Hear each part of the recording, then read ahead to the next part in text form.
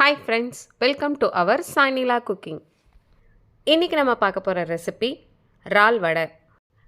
இந்த இறால் வடை பண்ணுறது ரொம்பவே ஈஸி, டேஸ்டானா ரொம்பவே சூப்பராக இருக்கும்.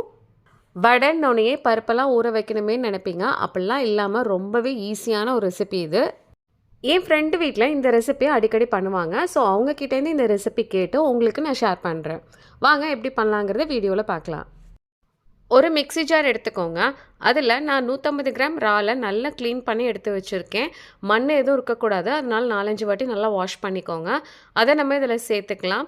சேர்த்துட்டு நல்லா க்ளோஸ் பண்ணிவிட்டு தண்ணி எதுவும் சேர்க்காமல் நல்லா ஃபைன் பேஸ்ட்டாக அரைச்சி எடுத்துகிட்டு வந்துக்கோங்க.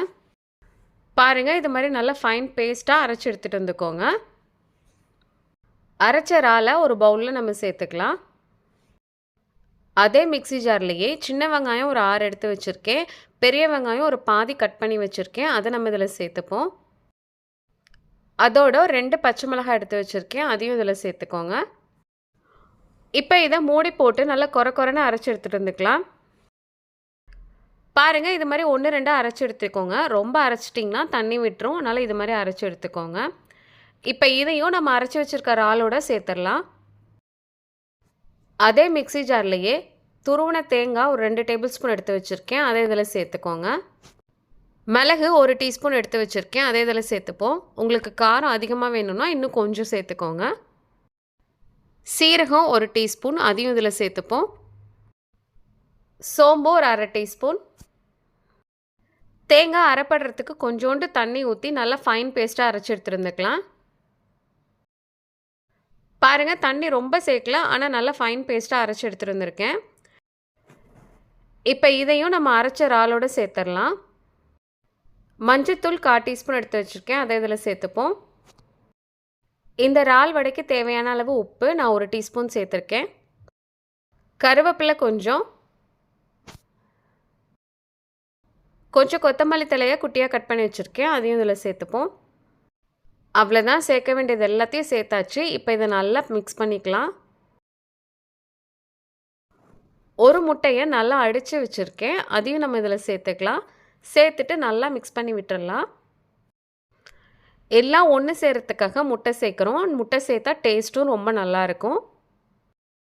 அவ்வளோதான், நம்மளோட வடை மாவு சூப்பராக ரெடி ஆகிடுச்சு. இப்போ நம்ம வடை பொரிக்க ஆரம்பிச்சிடலாம். ஒரு ஃப்ரை பேன் எடுத்துக்கோங்க, அதில் கொஞ்சோண்டு எண்ணெய் ஊற்றிக்கோங்க. இதை நம்ம டீப் ஃப்ரை பண்ண போகிறதில்ல, ஷாலோ ஃப்ரை தான் பண்ண போகிறோம். எண்ணெய் நல்லா சூடானோன்னே நம்ம ரெடி பண்ணி வச்சுருக்க வடை மாவை எடுத்து நமக்கு எந்த சைஸுக்கு வேணுமோ அந்த அளவுக்கு ஊற்றிக்கலாம். நான் குட்டி குட்டியாக போடுறேன். இப்போ ஒரு சைட் பண்ணி 1 நிமிஷம் ஆயிடுச்சு. 1 நிமிஷம் ஆனோன்னே நம்ம திருப்பி விட்டுடலாம். அடுப்பை மீடியம் ஃப்ளேம்லேயே வச்சுக்கோங்க, ஏன்னா இது டக்குன்னு கலர் சேஞ்ச் ஆகிடும். இதை நம்ம ரொம்ப நேரம் குக் பண்ணணுங்கிற அவசியமே இல்லை, மொத்தமே ஒரு 2 நிமிஷம்தான் ஆகும். பாருங்கள், இப்போ சூப்பராக 2 பக்கமும் கலர் சேஞ்ச் ஆகிடுச்சு. அவ்வளோதான், நம்மளோட சூப்பரான இறால் வடை ரெடி ஆகிடுச்சு. அவ்வளோதான் ஃப்ரெண்ட்ஸ், நம்மளோட சூப்பரான இறால் வடை ரெடி ஆகிடுச்சு. பாருங்கள் எவ்வளோ சிம்பிளாக பண்ணேன்ட்டு, ஆனால் டேஸ்ட்டு வந்து செம்ம சூப்பராக இருக்கும். இதை நீங்கள் ஈவினிங் டைம் ஸ்நாக்ஸ்க்கு இல்லை புளிக்குழம்போட இல்லைன்னா மீன் குழம்போட சாப்பிடும்போது அவ்வளோ சூப்பராக இருக்கும். இதை மொத்தமாக நம்ம ரெடி பண்ணி பண்ணுறதுக்கு ஒரு 1/4 மணி நேரம் கூட ஆகாது. கண்டிப்பாக நீங்களும் ட்ரை பண்ணி பார்த்துட்டு எப்படி வந்ததுங்கிறது கமெண்டில் சொல்லுங்கள். இந்த வீடியோ உங்களுக்கு பிடிச்சிருந்ததுன்னா சப்ஸ்கிரைப் பண்ணி லைக் பண்ணி ஷேர் பண்ணிவிடுங்க. தேங்க்ஸ் ஃபார் யுவர் வாட்சிங்.